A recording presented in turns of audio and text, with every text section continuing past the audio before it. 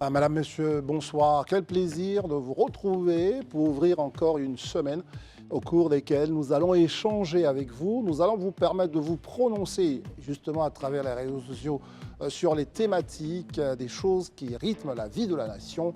Et nous sommes très contents d'être avec vous. Malheureusement, aujourd'hui, nous n'allons pas recevoir Mohamed Kandé. Qui est Mohamed Kandé? C'est un Ivoirien, entendez-vous, les Ivoiriens sont très célèbres. Mohamed Kandé va prendre la tête de l'un des Big Five. Vous savez, ces grandes sociétés qui font justement la pluie et le beau temps au niveau donc, de l'audit conseil à travers le monde, parmi lesquels on peut citer Deloitte, Price, etc. Lui, il va prendre la tête de Price. Ce sera donc en 2024 et c'est un Ivoirien. J'espère qu'on le recevra ici un petit jour. Mais en tous les cas, ce soir, il y aura d'autres invités qui vont parler des choses de l'actualité. Bonsoir Christelle. Bonsoir André, comment ça va? Ça va plutôt bien. Très bien, bonsoir chez vous et merci encore une fois de nous rejoindre sur Live TV. Nos amis sont là, je commencerai par Edith. Edith, bonsoir. Bonsoir Christelle. Comment bonsoir ça va? Bonsoir. Alain, Edith. bonsoir. Bonsoir Christelle, bonsoir André. Élisée Boloubeux, Bonsoir, Alain. bonsoir. Bonsoir Christelle, bonsoir André, bonsoir chers amis, bonsoir chers téléspectateurs. Bonsoir Élisée. Herman, Bonsoir bonsoir. Christelle, bonsoir André, bonsoir chez vous. Daouda, bonsoir. Bonsoir à tous et bonsoir chez vous. André, notre plateau est 7.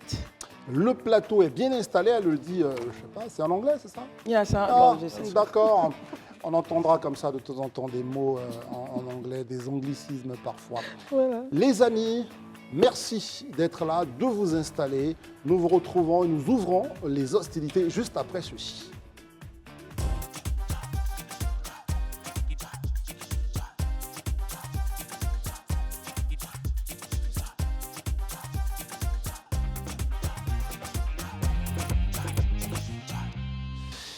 Alors, pour commencer ce lundi, nous ouvrons avec un sujet d'actualité, puisque vous savez, le pays, depuis donc quelques mois, c'était donc en cette fin d'année, avait ouvert une séquence politique autour des élections locales, élections municipales, régionales et sénatoriales.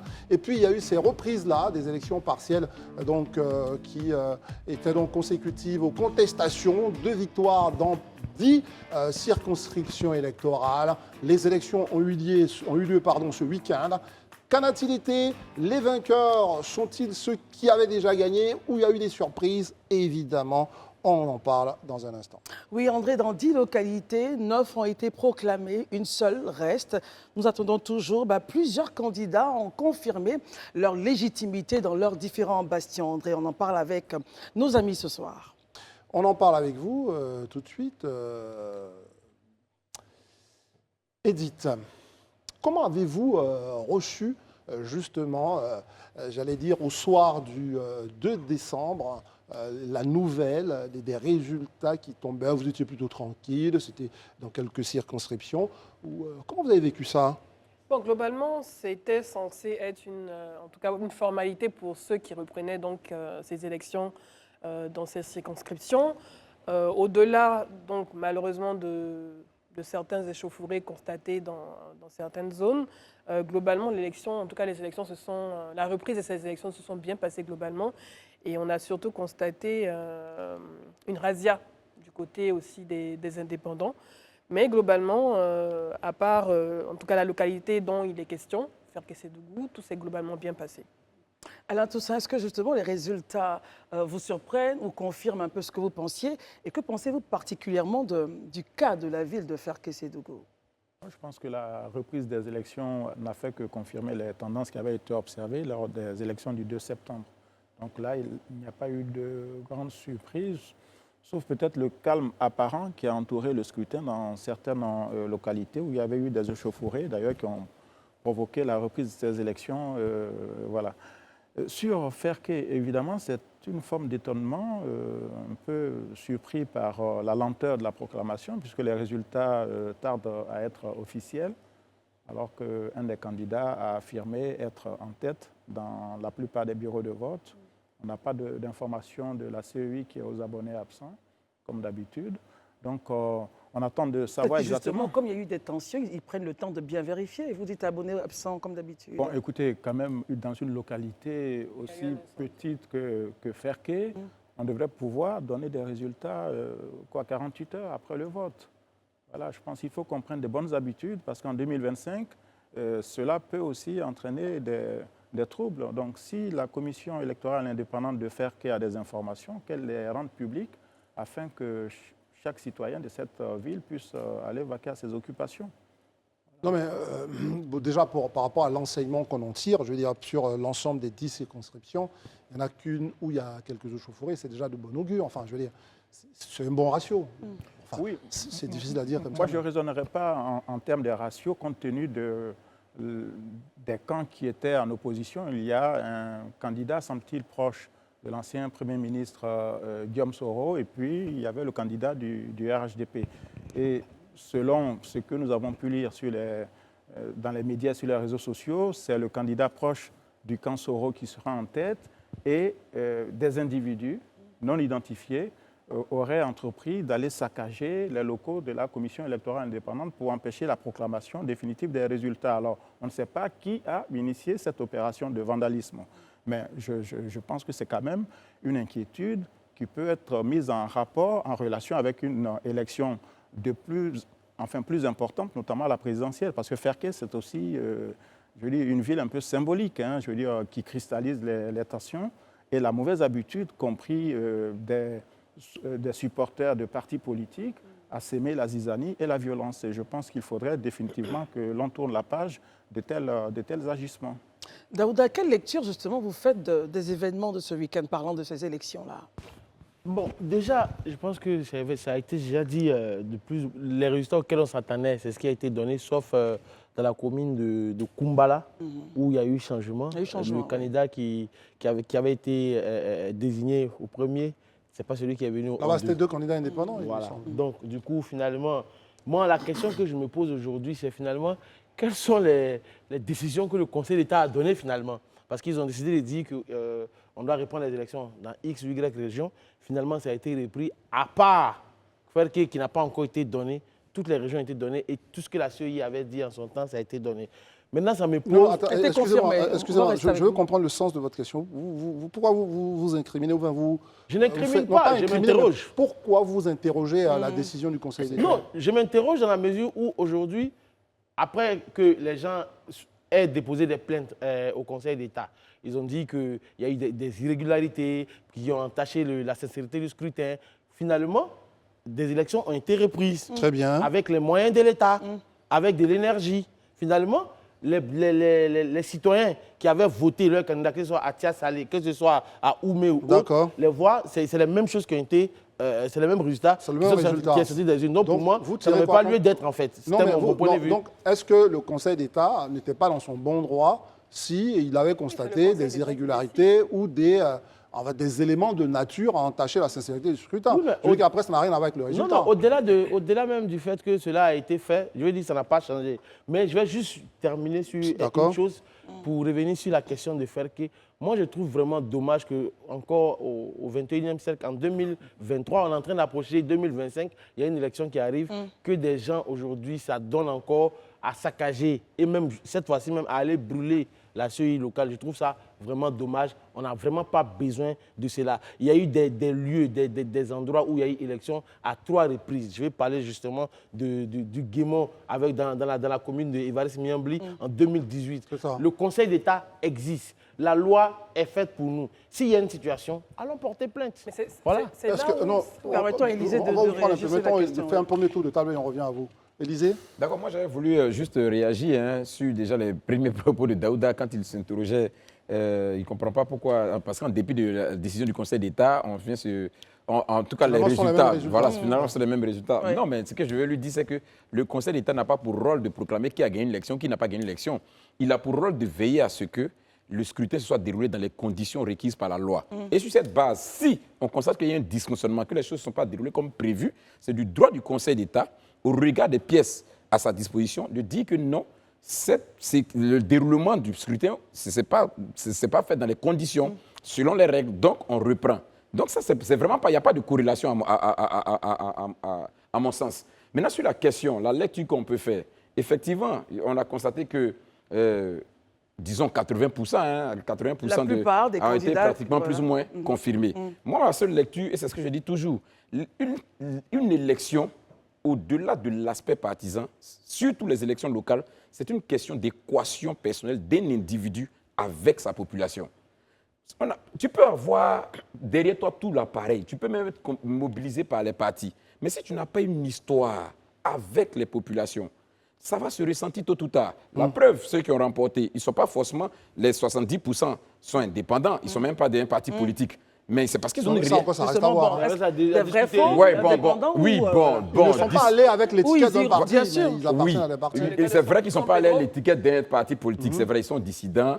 Bon, c'est vrai, ce n'est pas des indépendants, Peut-être mais il y a qu'on quelques-uns va quand même qui assister étaient à ce qu'ils vont indépendants. mettre leur histoire. Attendez, doucement, Mais là où je doucement. veux juste en venir, c'est juste de dire, parce que devant, ils ne représentent pas le parti, dès l'instant qu'ils n'ont pas eu la caution du parti, ils ne représentent pas le parti. Donc c'est juste pour dire qu'au-delà de l'aspect de l'appareil politique et autres, le plus important pour des élections de ce genre-là, c'est l'équation que l'individu a à la population. Et ça, c'est vraiment important. C'est l'une des leçons qu'on tire de cette... Herman, on va avoir votre élection. regard, mais aussi j'aimerais que vous puissiez vous appesantir sur le cas de San Pedro. On a vu enfin, la défaite du maire sortant confirmée, mais on a vu entre-temps une vidéo passée qui demandait justement aux militants de supporter, donc d'apporter leur voix à l'indépendante. Et voilà, elle confirme avec 13 000 voix. Avec près de presque 6 000 voix de différence. Non, pas de différence. De plus, pardon. De plus par rapport à ce qu'elle avait eu. Alors, comment est-ce que vous analysez tout ceci, Herman? Première élection. Moi, je dis, lorsqu'on regarde les résultats lors des élections du 2 septembre, il n'y a que le candidat du PPACI, Klaas Ivanius, était passé, enfin, il était deuxième avec... elle avait gagné avec 3 voix, la candidate indépendante. Et le candidat du RHDP était passé 3e. Avec 1000 voix de différence. Était plus ou moins très loin par rapport aux deux autres. Donc, de façon stratégique, le RHDP a voulu jouer le coup d'une candidate qui était plus ou moins proche idéologiquement de son, avait-il raison de parti. Le faire? Seulement que le RHDP, je trouve que sur le coup, n'a pas joué élégamment la chose. Ça veut dire que si...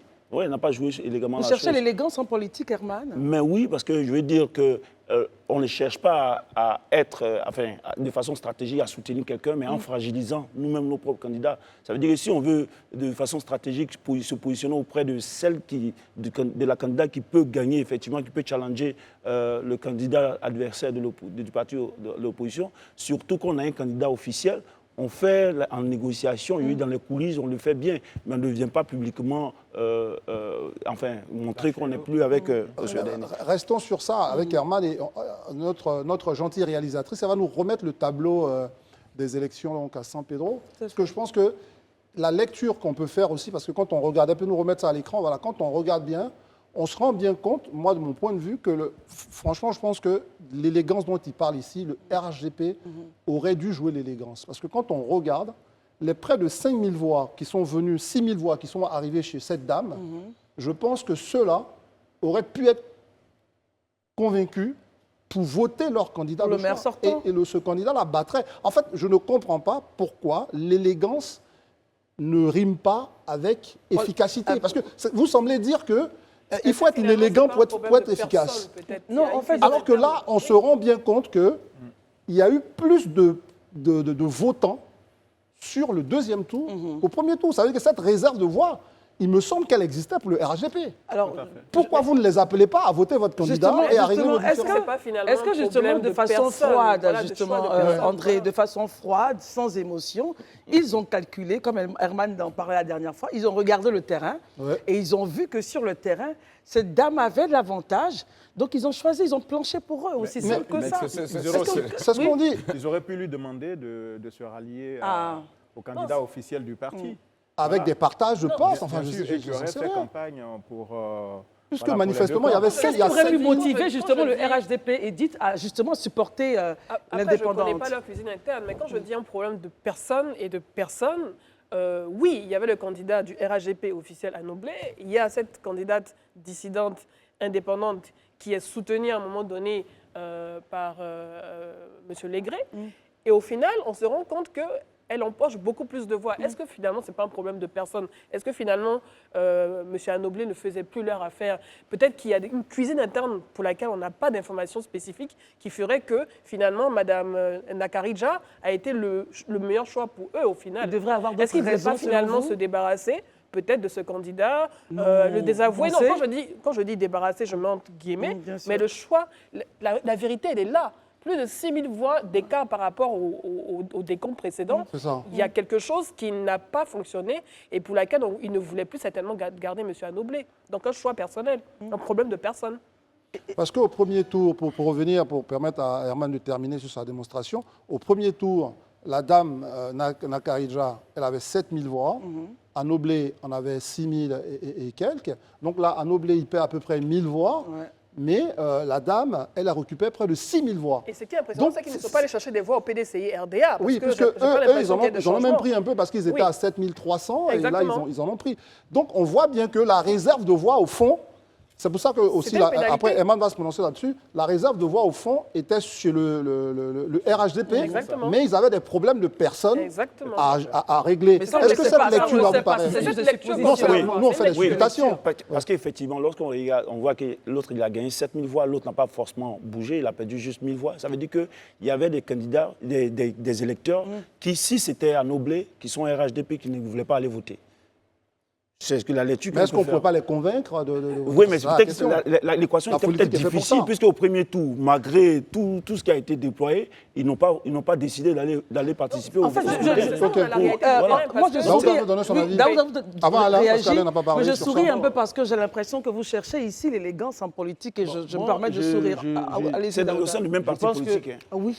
1 minute et on passe à Tia Salé quand même. En fait, je pense que je vais revenir sur les propos d'Élysée qui parlait de rapport avec les populations. Parce que la première élection du 2 septembre, mais malgré que cette femme est dissidente, elle est venue en tête de ces élections-là. Donc, pour moi, la question que ça pose, c'est que pendant les élections, il faut que les partis intègrent le fait que dans le choix de leur candidat, il faut prendre un candidat qui a une histoire personnelle avec les populations, avec la base. Ça, c'est mon premier constat. Deuxième constat, c'est qu'on va à une élection à des partiels, il y a une élection qui doit être reprise. On se rend compte que notre candidat sur lequel nous avons porté notre dévolu, nous avons porté notre argent, nos moyens, il vient en 3e position.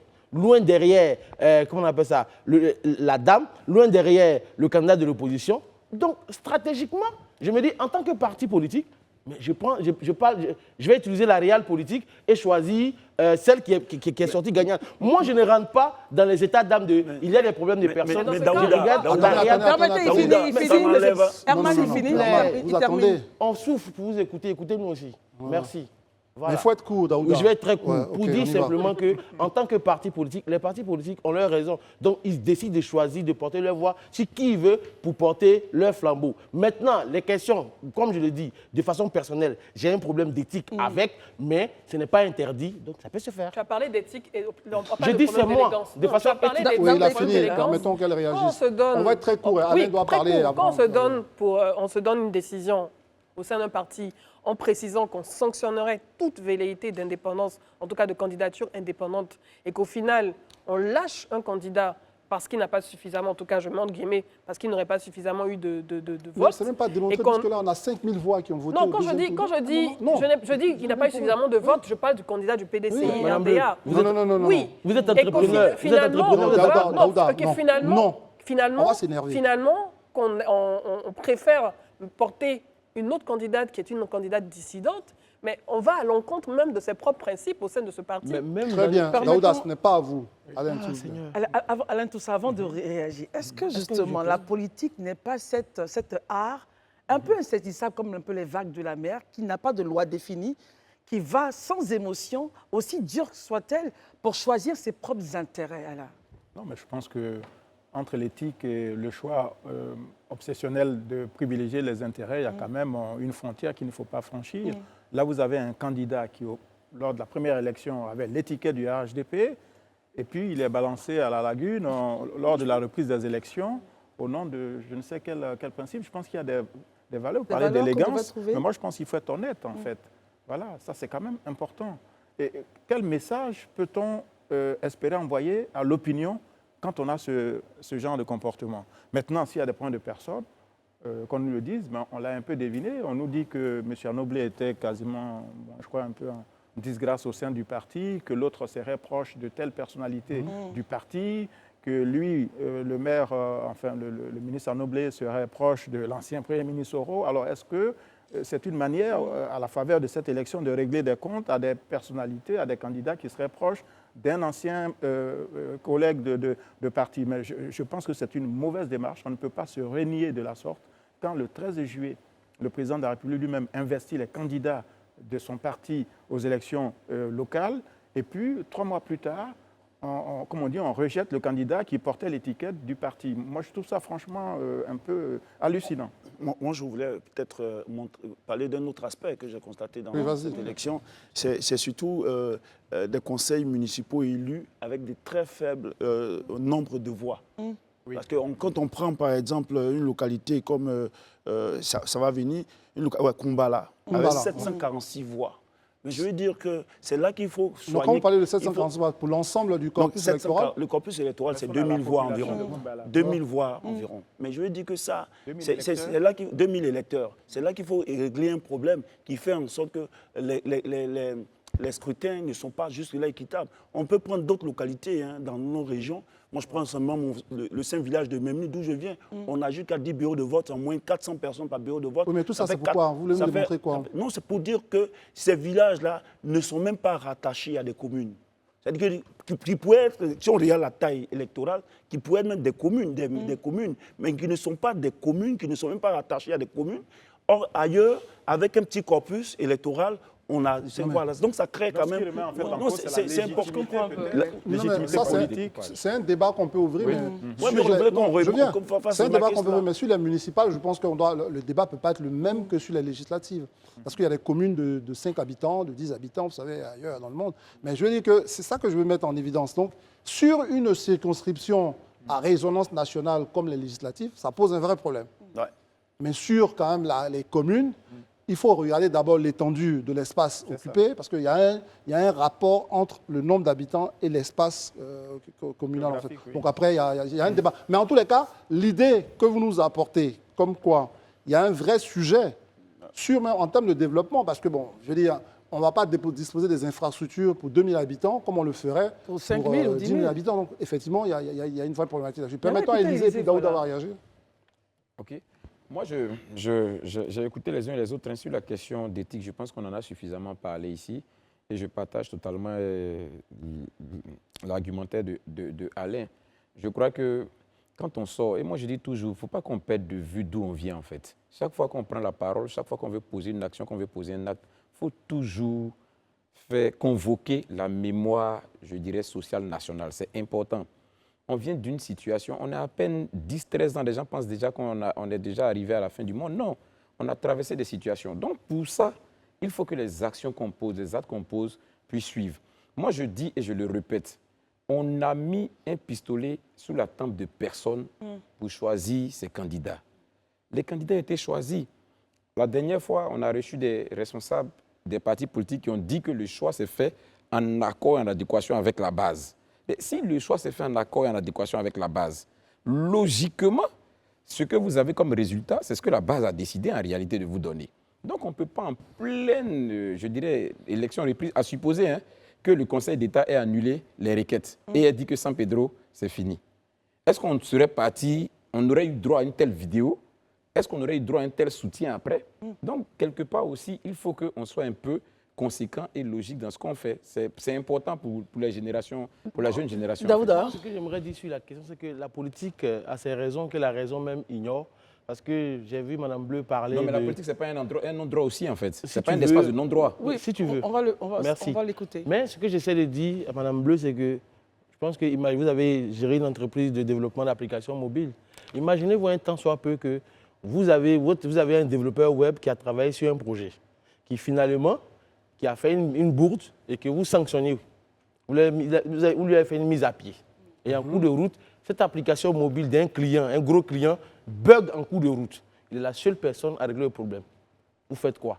Vous êtes obligé de ravaler votre ego et de le rappeler pour travailler sur la question. L'exemple est Mais pas s'il ça. vous plaît, non, s'il vous plaît, Vous allez réagir. pour dire Il y a simplement 30 secondes, parce qu'on passe à un autre simplement sujet. qu'aujourd'hui, sûrement, je me dis que les cadres du RHDP au niveau de San Pedro se sont rendus compte qu'ils ont fait une bêtise en allant choisir peut-être Anoblé. Et D'accord. finalement, après le premier tour, ils se rendent compte que la personne qui n'a pas été choisie, c'était le cheval gagnant. Et au deuxième tour, le 2 décembre, le cheval gagnant passe avec plus de 13 Mais dans Ce n'est pas dans le cadre de Attendez, votre- Donc, ouais. c'est un peu ça. Mais dans ces conditions, on demande à M. Anoblé de retirer officiellement sa Mais qu'est-ce qui vous dit que ça candidature. n'a pas été fait?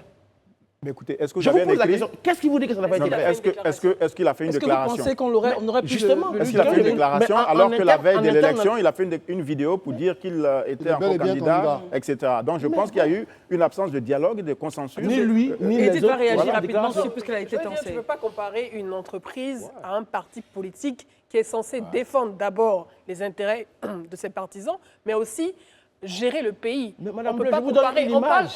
on parle de partis politiques qui ont une ligne de conduite, qui ont des valeurs et qui s'en tiennent à ces valeurs. Et en plus, on parle de discipline. Vous n'êtes pas un on peu parle de idéaliste, Madame discipline, Bleu? on parle de discipline Vous n'êtes de pas un parti. peu idéaliste? Non, je ne suis pas idéaliste. Si, Le parce monde se construit à les Parce idées. qu'à la vérité,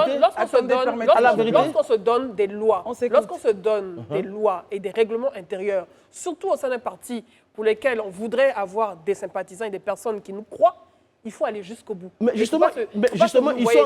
ils sont allés jusqu'au bout. Pourquoi? Parce que les différents candidats justement qui ont été dissidents, qui ont été sanctionnés, je pense que le parti ne les a pas exclus de son système. Il les a plutôt suspendus. Donc je pense que le même parti a le même droit de dire je lève la suspension Très bien, pour Daouda. porter mon choix. Ça n'a pas été fait. Vous n'avez pas été fait ainsi. Attendez, Ça attendez. n'a pas été attendez. fait ainsi, Daouda.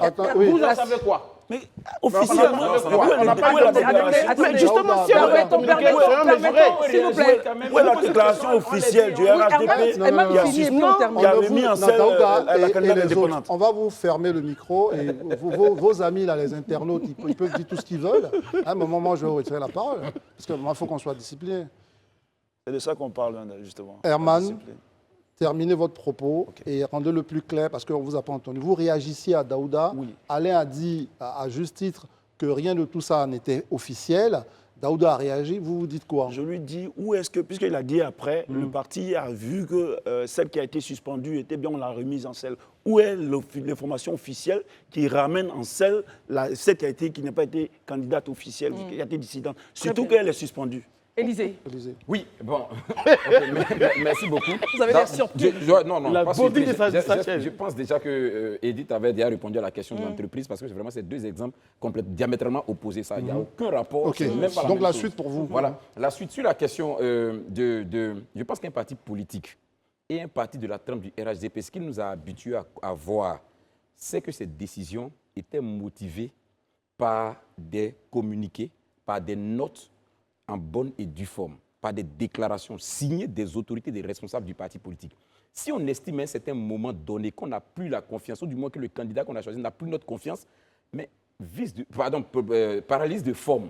On écrit donc et on fait une déclaration en bonne et due forme devant la nation et devant les militants pour leur dire désormais, celui-ci n'est plus notre candidat. Ça n'a pas été Et fait. on n'a jamais vu ça passer. Donc, on ne peut pas, quand même pas nous laisser croire que le RHDP est quand même un parti anarchique qui peut faire ce qu'il a envie de faire. Il va falloir demander ça aux représentants du Ah chef de non, l'État. mais non, parce C'est qu'ils lui ont qui est le toujours eu président de l'habitude quand même de nous RHDP. faire Tu une fais- Non, non, non, S'il non. vous plaît, On non, n'ouvre s'il pas la vous plaît, s'il vous discussion. plaît. Une chose est certaine, sans être en position de prendre parti ou pas, le fait est que on peut se poser la question pourquoi le RHDP n'a pas lancé un communiqué Officiel. pour annoncer le retrait de son parrainage. C'est ça. S'il ne l'a pas fait, c'est que, je ne veux pas donner la réponse, mais on peut se poser la question de savoir est-ce que finalement, ce n'était pas la plus belle image à donner de retirer son parrainage dans ces Et conditions. aussi, André, allons-nous assister dans quelques jours à ce que la victoire soit remise officiellement, justement, au RHDP? par une candidate qui, de toute Quoi est-ce que évidence, vous attendiez, de toute évidence, est blâmée. Donc voici ce qu'on pouvait dire un peu. On aurait pu parler d'Assalé Tiemoko, qui a réalisé une superbe campagne, il faut l'avouer, il faut lui en Un faire. double exploit. Ouais, qui a mobilisé vraiment comme jamais avec des levées de fonds, etc. Ben, finalement, il a gagné. Et aussi on attend communiquer toujours- justement de son adversaire, qui Oui, salue sa beau victoire. communiqué sur l'adversaire, c'est très bien. Puis quand même, je voulais qu'on pas parler, mais je voulais évoquer ce petit candidat de Dabakala, c'était un indépendant qui avait gagné, un tout jeune. Il fait partie justement du Conseil national de la jeunesse et il a gagné. On a retoqué sa victoire et puis finalement il est allé, il a gagné. Donc voici comment est-ce qu'on peut analyser un tout petit peu ces petites élections-là, j'allais dire, par rapport au nombre bien sûr. Écoutez les amis, nous avons 10 bonnes minutes, on va les mettre à profit pour parler du PDCI RDA, le Parti démocratique de Côte d'Ivoire, élections à venir. On va s'appuyer sur les propos des candidats, enfin des représentants des candidats Benjo et Thiam, pas seulement, puisque au moment où nous bouclions cette émission, une information quand même est tombée, c'est un vrai coup de tonnerre. Le secrétaire exécutif en chef du PDCI a vu tout simplement sa candidature retoquée. Le comité donc, de sélection des candidats a dit « Guy Kaouye, on n'en veut pas, évidemment ». Ça, c'est une information assez oui, terrible. et des informations des plus chaudes continuent d'arriver, André. Mais pour ouvrir le débat, il faut dire simplement que Noël Akossi Benjo, candidat, a pris la décision stratégique de se retirer au profit de l'ancien PDG de Crédit Suisse, Tidjane Thiam, qui se positionne comme un sérieux prétendant justement à la succession du regretté feu Henri Konan Bédié. Et ensuite, on a d'autres éléments qui commencent à arriver. On a des candidatures rejetées, des candidatures validées. Madame et messieurs, réaction Daouda? Bon, je pense que c'est une grosse nouvelle de voir que la candidature de Maurice Kakou Gikaouye est rejetée. C'est une bonne nouvelle? Non, une grosse nouvelle. Pardon, je n'ai pas compris. Voilà, il ne faut pas me prêter des Il n'avait pas compris. Je n'avais pas compris. C'est une grosse nouvelle quand on sait que Maurice Kakou Gikaouye a été longtemps le gardien du temple au niveau du PDCI. Il est même allé en prison lors de la fameuse Parenthèse CNT. CNT, la parenthèse CNT. Je vois que quand aujourd'hui on le rejette pour ça, j'avoue que quelque part, il peut se sentir frustré. Mais après, lui-même, il le dit, il prend l'opinion nationale et internationale à témoin et il prend acte. Donc, dans les jours à venir, on verra bien ce que ça donne. Maintenant, pour ce qui concerne l'association ou bien le partenariat que M. Akossi Benjo et on a eu même un communiqué voilà, en et M. commun, Tidjane Thiam font ensemble. Moi, quand on regarde ce qui s'est passé depuis le début, le soutien de beaucoup de députés à M. Tidjane Thiam, j'estime qu'aujourd'hui, pour ma part, au niveau du PDC, ils estiment peut-être que M. Tidjane Thiam est celui-là même qui est à même de porter la dragée haute au président Alassane Ouattara. Quand on sait que les deux, plus ou moins, fréquentent, je ne peux pas dire ont fréquenté les mêmes sérails du monde financier, ils se disent que peut-être que cette personne-là peut pouvoir lui tenir tête pendant les élections. Vous pensez qu'il y a une ressemblance donc de parcours entre les deux, en fait. Même si l'autre, Tidjane Thiam, était dans le monde privé et le président Ouattara était dans le domaine public. Voilà. Ok, Toussaint Alain, voici que, sur la base du retrait d'Akossi Benjo, vous êtes un des partisans, enfin partisans, une façon de dire, le parti ne doit pas se déchirer autour, justement. On sait votre point de vue là-dessus. Et là, finalement, les décisions du comité électoral sont tombées. Deux candidatures rejetées, Akossi Benjo et Maurice Kakou Gikaouye. Le ministre Koumoé et bien sûr le maire de Cocody et Tidjane Thiam ont vu leur candidature retenue. Quelle première réaction à chaud sur ces décisions? Oui. J'avoue que le PDCI semble avoir l'art de se tirer parfois une balle dans le pied. Comment ce parti peut-il créer les conditions d'une implosion? Parce que les motifs qui sont invoqués concernant le rejet de la candidature de M. Gikaouye ne me paraissent pas totalement récevables. Pourquoi? En mars 2021, alors qu'il était sous contrôle judiciaire, il a été candidat du PDCI. Et actuellement, il est vice-président de l'Assemblée nationale. Donc, ça paraît un peu limite. Maintenant, sur le ralliement de M. Akossi Benjo à M. Thiam, je pense même pas une stratégie. Il a juste fait preuve de réalisme parce que lui, en revanche, il a été condamné par la justice. Donc, dans tous les cas, en bout de course, il aurait été rattrapé, même en tant que président de parti. Il ne peut pas diriger un parti politique. Bon, voilà. Non, je pense que M. Gikaouye semble être victime, et Daouda l'a laissé un peu entrevoir, de son engagement pour ce parti, parce que le CNT, ce n'était pas son invention, c'était une aventure collective, si je peux dire, et il avait porté ce combat, comme d'autres, au nom du PDCI. Il a été poursuivi par la justice, il a été emprisonné et il demeure sous contrôle judiciaire. Mais le contrôle judiciaire n'est pas une condamnation. Voilà, est-ce que le contrôle judiciaire impacte ce qu'on appelle Le casier judiciaire? Non, pas le casier judiciaire même, c'est les droits civiques. Non, pas du tout. Tant qu'il n'y a pas de procès, de condamnation, il demeure. Ben, ça n'impacte pas. La preuve, il a été candidat il est député et il est vice-président de l'Assemblée nationale. Surtout qu'il a été candidat, parce que quand on n'a pas ses droits civils et civiques, on ne peut pas être candidat. On ne peut pas. Donc, maintenant, lui, désormais, il a les cartes entre les mains. Parce qu'il dit qu'il prend un témoin. Il prend à témoin l'opinion et ses avocats vont peut-être, je ne le souhaite pas, peuvent entamer une procédure judiciaire pour le rendre candidat. Peut-être pas vous, si vous voulez, Edith, mais lancez-vous. Je sais ce que vous voulez dire, mais lancez-vous un peu. Quelle peut être la capacité, parce qu'on peut penser que tout ça est fait au profit de Thiam. Est-ce que vous pensez qu'il y a une capacité que Guy Cahoué peut avoir de déranger un peu l'ascension de Thiam vers le Graal? Non, on pourrait peut-être avoir cette lecture, même si je préfère toujours, et vous le savez, mettre entre parenthèses, mais comme l'a dit Alain, le motif invoqué donc, par le comité donc, pour le rejet de la candidature de M. Guy Cahoué concernant le contrôle judiciaire, il n'y a pas État. Parce qu'un contrôle judiciaire n'est pas un motif de retrait de droits civiques. Vous pensez à une manipulation, Edith? Non, je ne vais pas appeler de la manipulation, mais le PDCI aurait pu, à mon avis, en tout cas, éviter cette dissension, parce que c'est le motif d'une dissension. Quand M. Guy Cahoué appelle l'opinion nationale et internationale à témoin de ce qui est en train de se passer, prend acte, je pense que c'est le motif d'un début de dissension. On aurait pu éviter ça. C'est un classique du parti. Oui, il s'est sacrifié à un moment donné, même pour le parti, et en allant en prison, en perdant à un moment donné ses droits civiques. Mais trouver ce motif pour invoquer un rejet en se basant sur un contrôle judiciaire qui ne vous enlève en rien vos droits civiques, je trouve que c'est, à mon avis, un peu gros. En plus, on avait reçu l'honorable Conan Marius sur ce plateau, qui parlait un peu de cette possibilité, en tout cas pour M. Guy Cahoué, et surtout en termes de partage de tâches, de pouvoir, par exemple, pourquoi pas prendre la tête de la présidence du parti, du PDCI, et pour la présidence, laisser, pourquoi pas, M. Thiam ou un autre candidat prendre la tête de la candidature pour l'élection présidentielle. Élisée, comment est-ce que justement vous analysez tout ceci? Guy Cahoué, candidature rejetée, Akossi Benjo qui s'allie avec Thiam.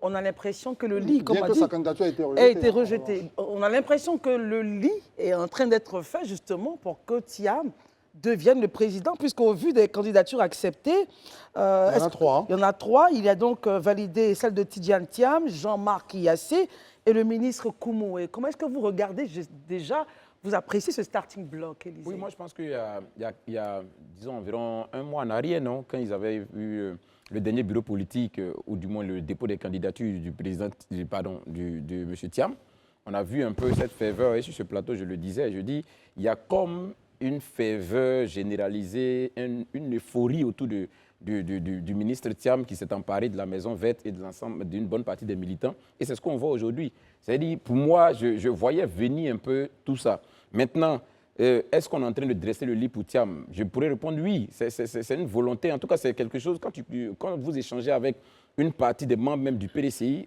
à demi-mot, ils vous le disent ouvertement. Pourquoi, s'ils n'iront pas jusqu'à même dire qu'ils ont en face de vraiment ce prophète tant attendu, et voilà, qu'ils espéraient après, bien évidemment, le départ du président Bédié. Mais au-delà de ça, quand je le dis, le PDCI ne nous a pas habitués à des querelles fratricides.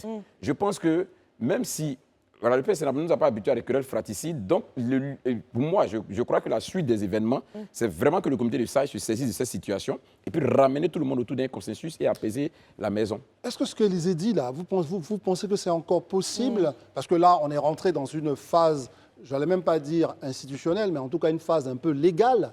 Est-ce qu'il est possible de revenir à quelque chose de consensuel pour éviter, comme Alain l'a dit... Et aussi pour compléter la question d'André, comment pensez-vous que M. Guy Cahoué, justement, pourrait réagir en disant « je prends l'opinion nationale et internationale à témoin » D'abord, je veux dire que c'est la consigne phare même du président Kopli, aller tout faire pour privilégier le consensus, je pense qu'il est foulé ici. Parce qu'aller au consensus... Je pense que lorsqu'on analysait le profil de chaque candidat au regard de leur test ici, des dispositions, en aucun moment, le nom de Guy Kaoué sortait comme quelqu'un qui avait sur lui une épée de Damoclès. Une épée de Damoclès qui ne pourrait pas être choisie. On spéculait surtout sur Akossi Benjo, qui lui avait été condamné, sur Thiam, est-ce qu'il respectait les 10 ans et autres. Mais bon, là, c'est surprenant. Et moi, je pense bien que lorsqu'on regarde les 3 qui sont retenus finalement, et puis peut-être que Akossi Benjo sentait le coup venir pour sa décision, son alliance stratégique avec Thiam hier, où ils ont décidé de partir ensemble. Donc peut-être qu'il sentait déjà le coup venir. Il a réussi ce coup. Mais celui qui pouvait challenger quand même au sein du parti Thiam est là en train d'être écarté. Et moi je dis que quoi, aujourd'hui, si Guy Kaoué, s'il veut privilégier l'idée, enfin la démarche du pacifique du PDCI, oui, il peut rester calme. Mais si aujourd'hui il décide de faire en sorte de bloquer ce processus-là, il peut quand même bloquer ce processus-là en utilisant des voies juridiques. Quand Herman parle d'utiliser le processus, enfin un blocus, qu'est-ce que Guy Kaoué pourrait faire justement, histoire de, s'il veut gêner la candidature de Thiam? Désormais, le sort du PDCI et de ce congrès est entre les mains de Guy Kaoué, qui peut, lui, saisir la justice, parce que s'il renonce à entamer une telle démarche, ce serait sa fin politique. Qu'est-ce qu'il deviendrait après? Il serait quasiment un paria, un marginal au sein du PDCI. Moi, je voulais juste aussi dire d'un mot quand même.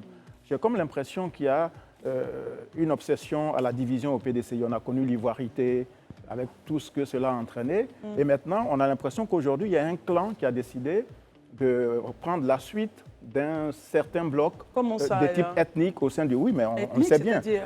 Depuis Oufouette, on le voit bien, ceux qui dirigent le PDCI sont toujours issus quasiment de la même région, Est-ce que vous pensez que c'est ça le débat? Oui, je pense que ça peut... Oui, regardez un peu la liste des candidats.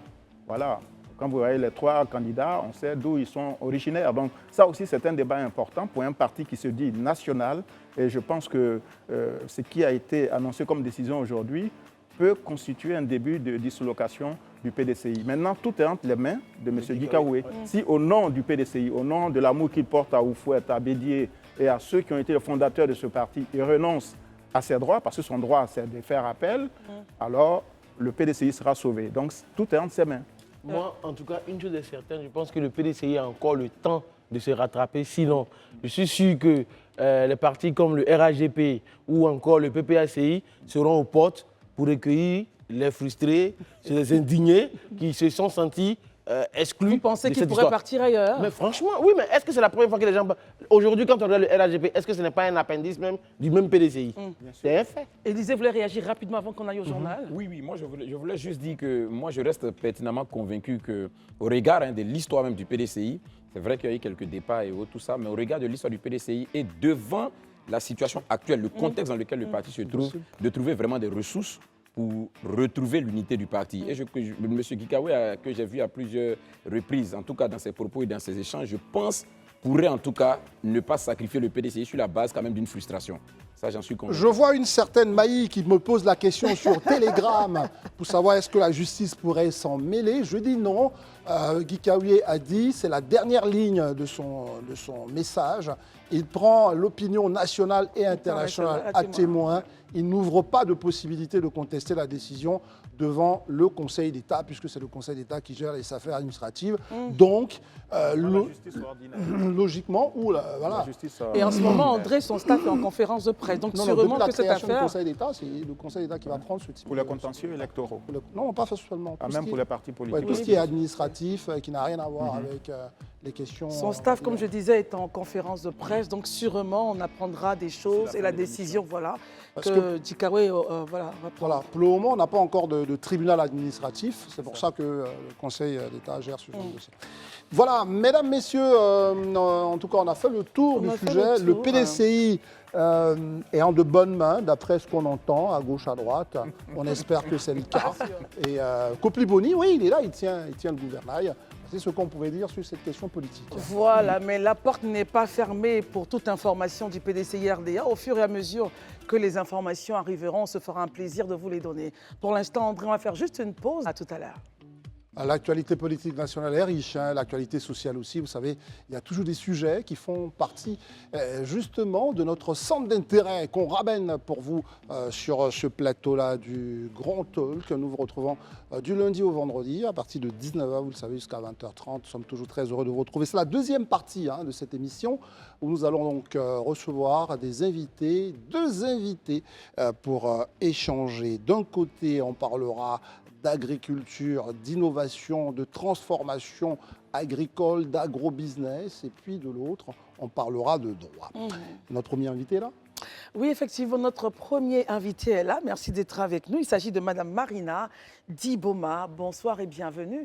Vous êtes directrice du programme To Scale. Alors, de quoi s'agit-il?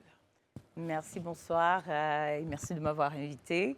To Scale est un programme d'incubation et d'accélération de modèles d'affaires inclusifs à travers des systèmes agroalimentaires en Afrique. C'est un programme qui est implémenté par des organisations internationales néerlandaises et américaines, financé par le ministère des Affaires étrangères du Royaume des Pays-Bas. Il existe depuis près de 10 ans, implémenté, cumulant donc 2 phases implémentées dans 14 pays en Afrique du Nord, de l'Ouest et de l'Est. To Scale intervient dans de différentes chaînes de valeur, je dois dire sous-chaînes de valeur, telles que les produits de base, je vais citer le riz, le manioc, le sorgho, le maraîcher, les fruits, la production animale et la production laitière et les oléagineux. Madame Diboma, vraiment, je sens que tout le monde bouillonne. En 10 ans, on se dit, vous avez dû avoir un impact certain sur tous ces aspects que vous évoquez de notre agriculture, l'agroalimentaire, tout court. C'est quoi? Qu'est-ce qu'on peut dire? Ah ben, écoutez, grâce à cet incubateur, il y a eu des jeunes qui ont pu faire ça et autres dans le domaine agroalimentaire. Tout à fait. Le programme To Scale, il cible 3 groupes d'acteurs. Ouais. Les petits producteurs, les micro et petites et moyennes entreprises et pour finir, les consommateurs à faible revenu. Au bout de 10 ans, je peux dire que nous avons pu atteindre près de 1 300 000 petits producteurs. Ah oui? Oui. 1 300 000 petits producteurs qui ont bénéficié de formations pour de meilleures pratiques agricoles. Nous regardons, nous impactons la productivité du petit producteur, c'est-à-dire comment utiliser des pratiques qui visent à conserver la qualité du sol, parce qu'avec une dégradation de sol, on ne peut pas avoir une production sur la durée. Également, nous avons l'accès au financement. Nous organisons des systèmes d'AVEC, Association Village Épargne Crédit, pour permettre aux petits producteurs d'accéder à des financements.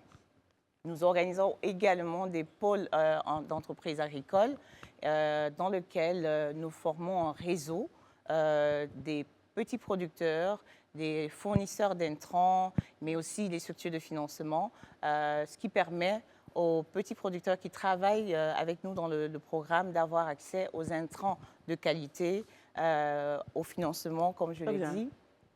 Et on va permettre à Edith... Ah, pardon, terminez votre phrase. Oui. Vous en faites terminer ce geste. Voilà. Nous introduisons également des innovations.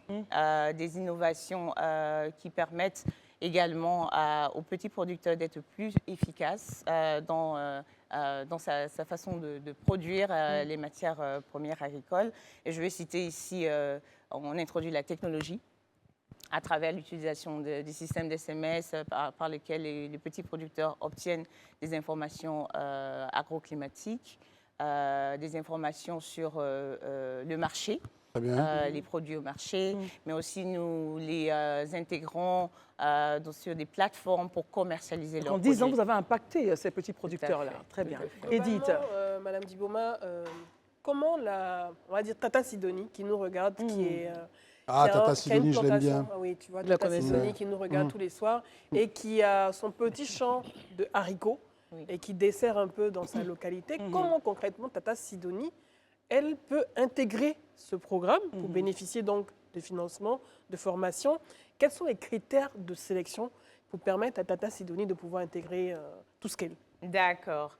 Tata Sidonie, elle peut facilement intégrer le programme ToScale. Déjà, nous ne servons pas les producteurs de manière individuelle parce que c'est l'union qui fait la force. Très bien.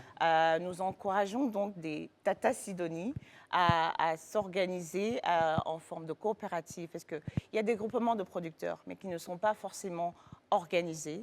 Nous rentrons avec l'approche ToScale pour les structurer parce que c'est ensemble qu'ils peuvent commander des intrants, qui peuvent avoir accès à des crédits d'achat pour ces intrants, que des Tata Sidonie que je vois dans tous les pays où nous intervenons s'organiser en système d'AVEC. Ouais. C'est un système qui permet d'épargner, d'avoir accès à des petits crédits.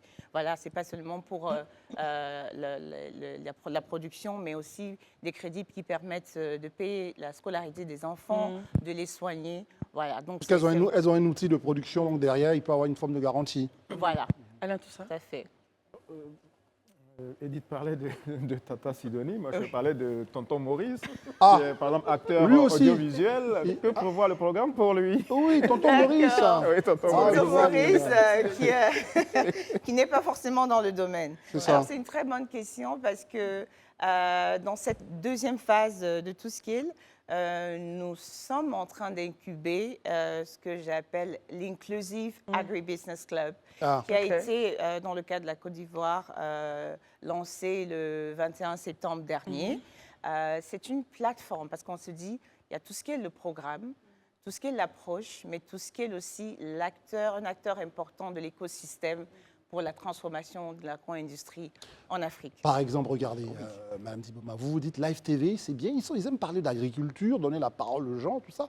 Vous pouvez nous financer, parce qu'on est des acteurs, justement, c'est un peu ça, qui allons permettre à l'agriculture d'avoir une visibilité, etc. C'est un peu ça, j'imagine.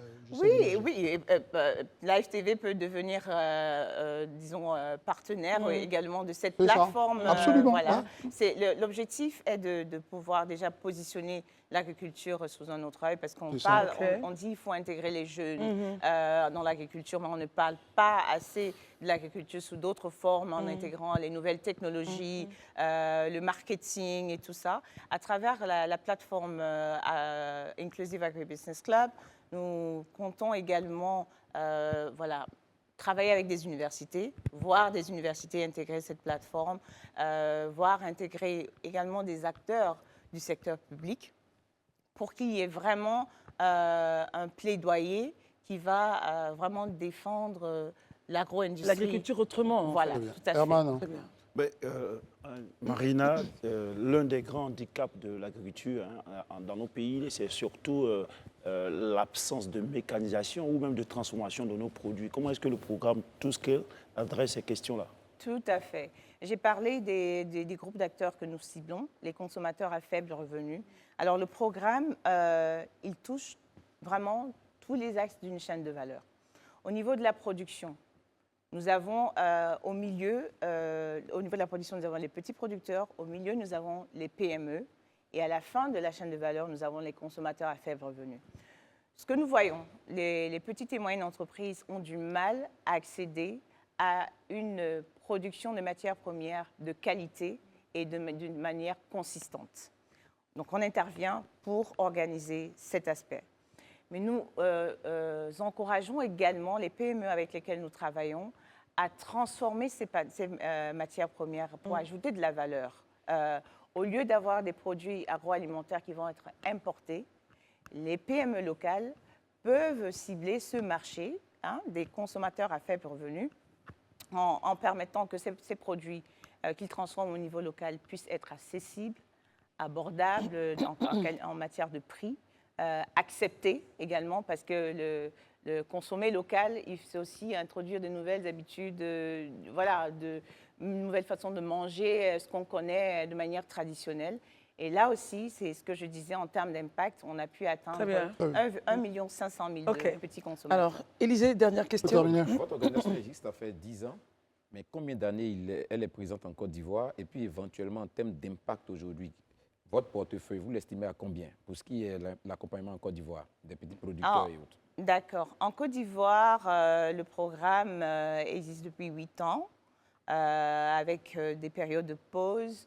Mais je dois dire en termes d'impact, en Côte d'Ivoire, de manière cumulative, nous avons pu atteindre 103 000 consommateurs à faible revenu sur une période de 5 ans. Très bien. Donc 105 000 petits producteurs.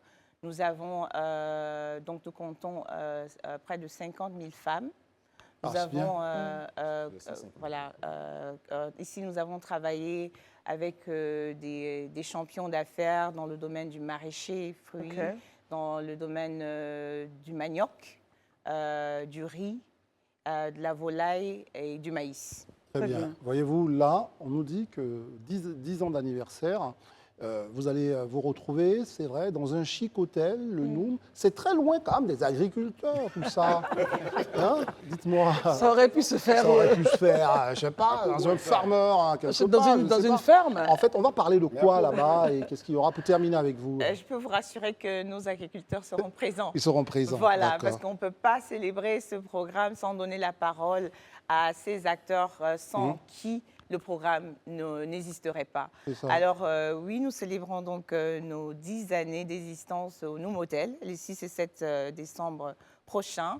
Et là, nous allons donc accueillir nos acteurs principaux que j'ai cités. Notre événement sera également au patronage de l'ambassadeur du Royaume des Pays-Bas, désigné ici en Côte d'Ivoire, M. Jeroen Kelderhuis. Nous attendons également un représentant du ministère de l'Agriculture et bien d'autres organisations partenaires techniques et financiers dans le domaine. Alors, merci beaucoup d'être venue, Madame Diboma Marina. Rassurez-nous que lorsque vos agriculteurs respectent tout le processus, est-ce qu'ils arriveraient un jour peut-être à avoir accès au marché extérieur? Non, il faut déjà. Ça va être rapide. Il faut déjà nourrir les Africains. Voilà. Ok, commençons à manger ici même d'abord. Très bien. Très bien. On s'arrêtera. Merci beaucoup. En tout cas, ce fut un énorme plaisir ouais. pour nous de vous avoir eu sur ce plateau. On vous souhaite en tout cas de fêter encore 10 autres années au service justement de ces braves populations, de ces braves paysans et aussi de ces jeunes qui ont envie de mettre la technologie, la créativité au service de l'innovation, au service de l'agriculture. En tout cas, merci beaucoup. Nous allons donc, juste après la directrice du programme To Scale, Marina Diboma, penser à parler de droit. Droit avec un invité, c'est un spécialiste du droit, un docteur en droit, donc il a obtenu sa thèse, devinez où, dans une ville qui m'est chère, à l'Université des sciences sociales de Toulouse. C'est bien sûr le grand maître Alain Aboa qui est avec nous pour nous parler justement le droit pour tous. Est-ce que vraiment, Alain Toussaint, vous allez être sans doute le premier à dire, justement, le droit pour tous, n'est-ce pas là une bonne chimère? Parce qu'on ne comprend rien à tout ce qu'ils écrivent. Et quand on veut même faire appliquer le droit, c'est tout compliqué. Vous voulez rendre tout ça accessible à tous, maître. Comment vous allez vous y prendre? Bonsoir, vous dites c'est à travers un bouquin. Bonsoir, maître, et merci d'être là. Bonjour. Alors, vous êtes enseignant-chercheur à l'Université d'Abidjan, avocat au barreau de Côte d'Ivoire. Et vous nous proposez cet ouvrage, Le droit pour tous, itinéraire non révélé dans les dédales du droit. Rapidement, un mot sur ce livre-là, pour qu'on comprenne bien de quoi il s'agit, pourquoi vous le faites. Je le fais d'abord pour rendre le droit accessible à tout le monde. Le droit est présenté à tort comme une discipline barbare, comme une discipline qui repousse, alors que nul n'est censé ignorer la loi. Donc l'ambition essentielle de cet ouvrage, vous voyez, il ne respecte pas les codes des articles universitaires. Donc, pas mal de mes collègues vont certainement critiquer, n'est-ce pas, donc l'ouvrage. Dans son style, peut-être. Dans son style, parce que ça ne respecte pas l'école du CAMES. Exactement. Mais ce n'est pas fait. Vous savez, avec la longue expérience que j'ai, je prends maintenant des libertés par rapport, n'est-ce pas, donc, aux codes qui sont donc les nôtres, si tant est que je souhaite démocratiser, pour employer un terme qui est à la mode, mais le droit. Élisée. Docteur, comment comptez-vous y prendre? Parce que je me pose vraiment des questions. Quand même les maîtres du droit eux-mêmes s'opposent sur l'interprétation de certaines thèses de loi. On l'a vu en Côte d'Ivoire ici. sur soit la Constitution, sur des articles, les experts même en droit s'empoignent. Comment vous pouvez faire accepter le droit ou bien comprendre le droit par les populations lambda si déjà même les acteurs, les professionnels même ont du mal à s'accorder sur certaines notions? Alors, vous savez, on n'interprète que ce qui est ambigu. Quand le texte est fluide. On n'interprète que ce qui n'est pas clair. Donc je rebondis pour dire, donc, dans nos tests en Côte d'Ivoire, il y a des tests ambigus. Aucun texte ne peut avoir la prétention d'être hyper clair. Okay. Il peut y avoir, n'est-ce pas, donc, sujet à interprétation. Chacun y va de son interprétation. Avec, alors, vous voyez, quand vous êtes à une audience pour une même cause, Très bien. vous avez deux parties C'est cela. défendues par deux avocats. Ça ouvre même le champ des interprétations déjà. Ouais.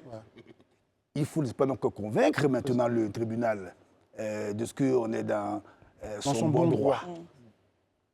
Alors, il y a des points, Hernan, pour étayer peut-être vos propos, il y a différents points justement discutés dans cet ouvrage-là. Je vois André, lisez avec moi. Ah oui, ça c'est pas mal.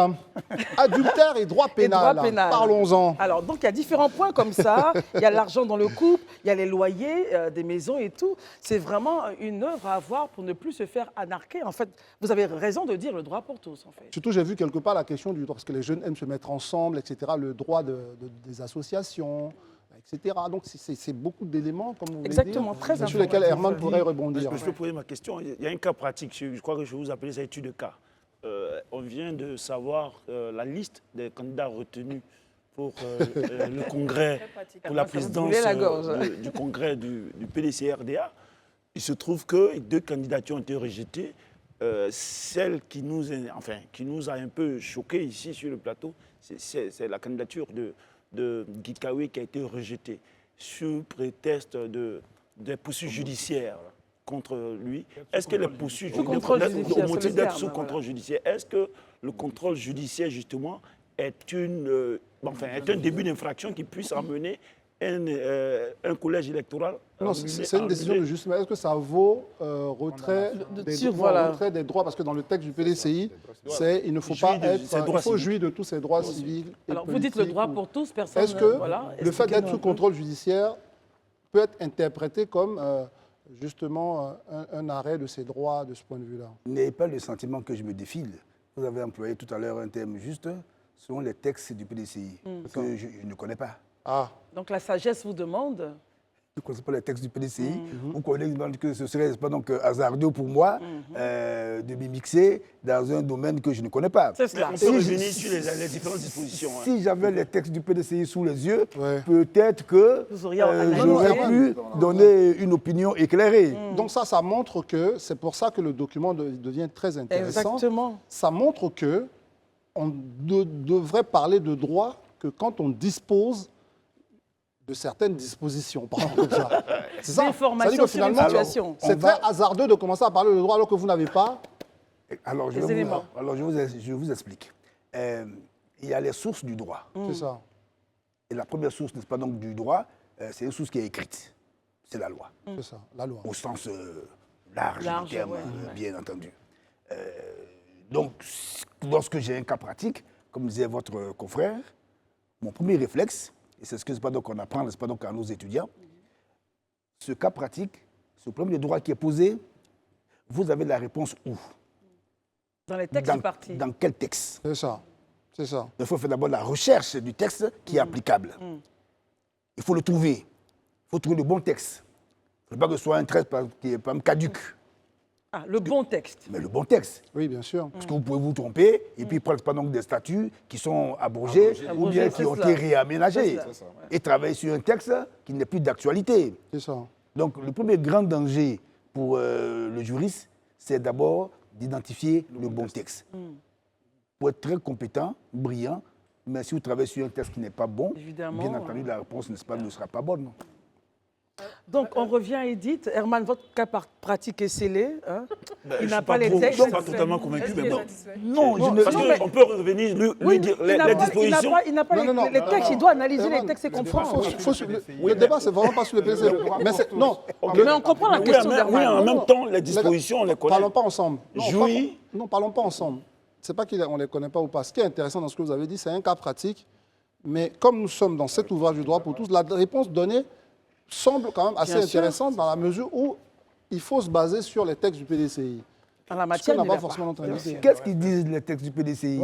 Est-ce qu'ils disent qu'une candidature est irrecevable quand la personne est sous contrôle judiciaire? Je n'en sais absolument rien. Non, justement. Est-ce que les textes disent que la candidature est irrecevable ou est rejetée lorsque la personne a été l'objet, n'est-ce pas, d'une condamnation qui est devenue définitive? Non, justement. Donc je n'en sais Il absolument n'en rien. sait pas, il n'en sait rien, il n'a pas les textes. Écoutons quand même. Il n'a pas les textes. Mais en tout cas, merci, la réponse est bonne. Ça veut dire simplement, Alain n'a pas encore qu'il posé. faut connaître. Alain, votre question. C'était moi. Non, c'est Edith. Ah oui, Edith, poser on la sort du question. PDCI, On on sort revient du au livre. PDCI, Très bien. puisque ce n'est pas le... Je préfère. Pour ne pas mettre mal à l'aise, Maître Aboua. Je vais revenir sur la 4e de couverture. Il est marqué que le but même de l'ouvrage est de vulgariser une discipline réputée hermétique. Revenons au cas hermétique. Oui, vulgariser le droit pour tous, mais lorsqu'à un moment donné, on a besoin de pouvoir avoir les services d'un avocat, il faut pouvoir déjà en trouver et surtout avoir les moyens de pouvoir se payer les services d'un avocat. Et là, je fais référence à l'examen du CAPA, où il y a eu beaucoup de difficultés, il y a eu beaucoup de plaintes d'étudiants à un moment donné parce que l'examen avait été, on va dire, suspendu depuis 2019. Il a repris en 2023. Est-ce qu'on n'a pas l'impression que la profession du droit est élitiste? Concernant les derniers résultats, je crois qu'il y a 22 étudiants qui ont été retenus, qui ont été sélectionnés et qui ont réussi l'examen. Est-ce que la profession même d'avocat n'est pas élitiste? Et est-ce que, oui, dans l'objectif de vulgariser le droit, c'est bien, mais est-ce que tout le monde a la possibilité de pouvoir s'offrir les services d'un avocat? Alors, d'abord, il faut lever une équivoque. Le CAPA a été interrompu uniquement parce que les règles ont changé. Au niveau, n'est-ce pas, donc, de notre communauté, au niveau, n'est-ce pas, donc, de l'UMOA, le CAPA, qui par le passé était un diplôme universitaire, donc organisé par l'université via la faculté de droit, est maintenant un diplôme qui est professionnel. C'est ça. Donc organisé par le barreau. Ouais. Donc, il fallait bien entendu que le barreau puisse, n'est-ce pas, donc, avoir le temps de bien se structurer à l'effet d'organiser donc ce concours-là, cet examen. C'est ce qui explique. Et là encore, ça rejoint, pour ne pas vous couper, ça rejoint notre thématique. Parce que beaucoup d'universitaires, beaucoup d'observateurs n'ont pas compris ce déplacement-là. En fait, c'était basé sur des textes, des textes communautaires. Bien entendu. Donc ce n'est pas par caprice ou par méchanceté que le CAPA n'était pas organisé. Ensuite, vous voulez un avocat, vous vous rendez pas donc à la maison des avocats. On a le tableau de l'ordre où sont inscrits tous les avocats à jour de leur cotisation. Si un nom n'y figure pas, c'est que cette personne... Est-ce que 500 avocats, je crois que c'est en moyenne environ 500 avocats pour une population de 29 millions, est-ce que c'est suffisant? A priori non. A priori non, mais donc encourageons donc nos jeunes, encourageons nos jeunes à faire du droit et à s'intéresser à l'avocature. La question du prix, la question justement de la finance, Edith en parlait, vous n'avez pas répondu à la question. Les honoraires de l'avocat se discutent librement entre l'avocat et le client. De sorte qu'il y a donc plusieurs critères pour la tarification, y compris, n'est-ce pas, donc, des critères d'ordre social. Très bien. Alain, et ce sera la dernière question. Je vais juste demander pour ceux qui nous écoutent, droit privé, droit public, c'est quoi la distinction? Vous savez, c'est la summa divisio classique dont j'ai voulu m'affranchir, justement. Parce que si vous voulez, mon ouvrage. On a vu que tout est mélangé. À la prétention, tout n'est pas mélangé. Non, je dis mélangé au regard de cette fameuse division. Mon ouvrage, justement, donc, à la prétention de diviser c'est pas dans cette frontière que j'ai tout trouvé totalement artificielle, même si elle est classique au droit français, qui distingue entre le droit public, qui est donc le droit qui organise l'État et les rapports de l'État avec les particuliers, et le droit privé, qui est le droit entre individus. Mais croyez-moi, quand vous allez pas donc saisir le tribunal de Divo ou de Gagnoa, vous ne cherchez pas à savoir si le juge qui va donc traiter donc le dossier, s'il a une maîtrise en droit public ou en droit privé. Vous voyez, c'est une subdivision qui n'a plus de sens. C'est ce qui explique d'ailleurs que dans les pays anglo-saxons, il n'y a pas de distinction entre droit public et droit privé. C'est le droit tout court. Il y a ce droit tout court. Il y a que donc, en droit français qu'on continue toujours de perpétuer cette tradition. Très bien. Maître Alain Aboa. D'ailleurs, même pour la petite histoire, je suis un produit, n'est-ce pas, donc, de cette fusion, puisque j'ai fait une maîtrise en droit public et un doctorat en droit privé. Droit privé, donc, voyez-vous. Et puis on rappelle que vous travaillez à la fondation de quelqu'un dont on a parlé ici il n'y a pas longtemps, de Bénia International. C'est bien. Voilà, vous n'êtes pas très loin, vous êtes un peu... Herman va vous ramener un sujet politique. Ça reste vraiment purement professionnel puisque vous êtes membre du jury.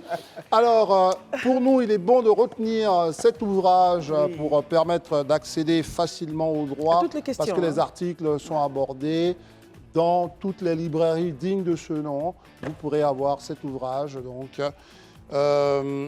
Le droit pour tous, itinéraire non révélé, dans les dédales du droit de Maître Alain Aboa, qui est par ailleurs donc enseignant-chercheur à l'université de Cocody. Maître Alain Aboa, merci d'être venu. C'est moi. Et en tout cas, bravo pour l'ouvrage que je conseille à tout le monde d'avoir. Merci beaucoup. Merci. Alors, messieurs, non, madame, Edith, merci d'être venue. Alain, Herman, Élisée, André, merci. On se retrouve demain. Christelle, à demain. À demain. Et les programmes continuent sur la FTV. Bonsoir.